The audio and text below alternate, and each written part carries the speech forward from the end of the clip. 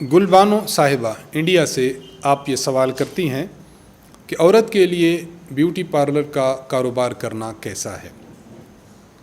اس کے حکم میں کچھ تفصیل ہے، اس کو سمجھ لیا جائے۔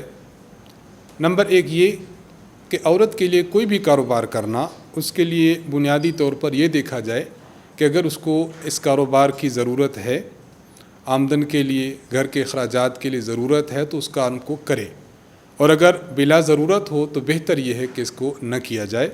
عورت کے لیے اصل حکم یہی ہوتا ہے کہ وہ اپنے گھر میں رہے، گھر میں سے باہر جانے کے لیے اگر ضرورت ہے تو باہر جایا جائے، اگر ضرورت نہ ہو تو پھر گھر پر ہی رہنا عورت کے لیے زیادہ موزوں اور زیادہ مناسب ہے۔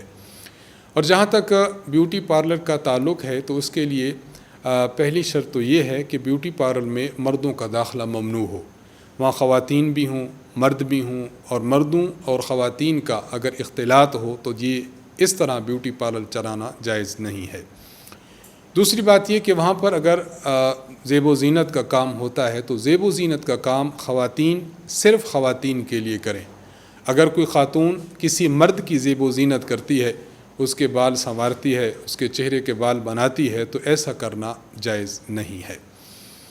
تیسری شرط اس میں یہ ہے کہ اگر کوئی خاتون کسی خاتون کے بال بناتی ہے یا اس کے چہرے کے بال بناتی ہے تو یہ دیکھ لیا جائے کہ خاتون کے لیے بالوں کو کٹوانا جائز نہیں ہے۔